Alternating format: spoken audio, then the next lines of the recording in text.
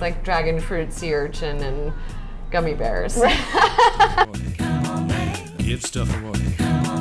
Give stuff away. The book is called The Chef Next Door. Yes. If you had any other chef living next door to you, who would you want to be next door? Well, I feel like I have a lot of chefs in my apartment building because it always smells like cabbage and burnt toast, but they need help from me. Right. I think I'd want to have Mario Batali living next door to me. You know, on those nights when I really just want a good bowl of pasta, I'd be like, Chef? Excuse me, do you happen to have seconds? Yeah, or do you have any fettuccine I could borrow? Do you think he'd want to borrow anything from you? I have a pretty good liquor cabinet. It's like, you provide the pasta, I will bring you the liquor. I'll bring the Negronis and the Digestines.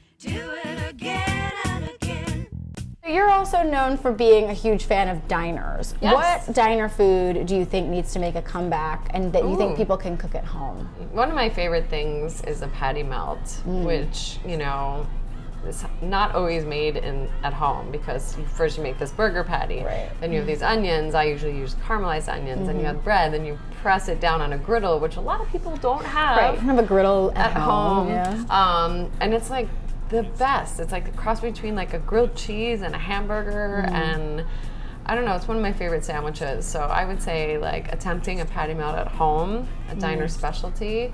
Use lots of butter. Put 2 saute pans on top of each other, with the sandwich in the middle, of course. Yeah. And there you'll have it. Think of the children. So on Chopped, you often have people get these crazy ingredients. People are like, oh no, if I only didn't have, you've said sea urchin before. Right. But what ingredient would people be surprised would be your nemesis? Like, do you have any basic ingredients that you hate to use? Over the years, I've become less and less of a fan of blue cheese, which is weird. It's just so strong. Yeah. It's so hard to pair it with anything. Right. And it has to be the star. And sometimes it's a go-to for chefs, and it's just too powerful. I wouldn't know if that's a basic ingredient for most people, but I like all the basic ingredients. So it's hard because in my world, I see the craziest ingredients possible. We've even learned so much about ingredients over the years. Like, there's been a lot of stuff that we have never heard of.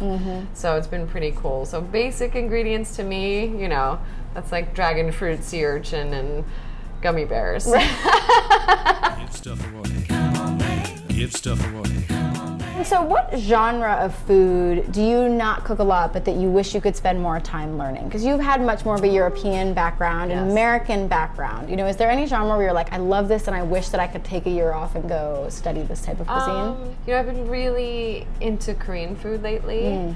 I just love the flavors and all the kimchis and all the different pickles. But I've been sort of studying that and playing with that and just eating it more than cooking it. Right. And I think that, it's rare that I touch upon Chinese cuisine, and I love Szechuan, so I would really love to know how to make that properly, and I think that I would have to start from scratch to learn. Right. That's a whole different, even the cooking techniques are different. High heat, fast cooking, how to balance those flavors.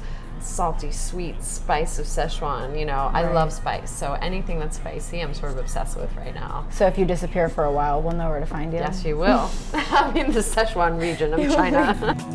Give stuff away.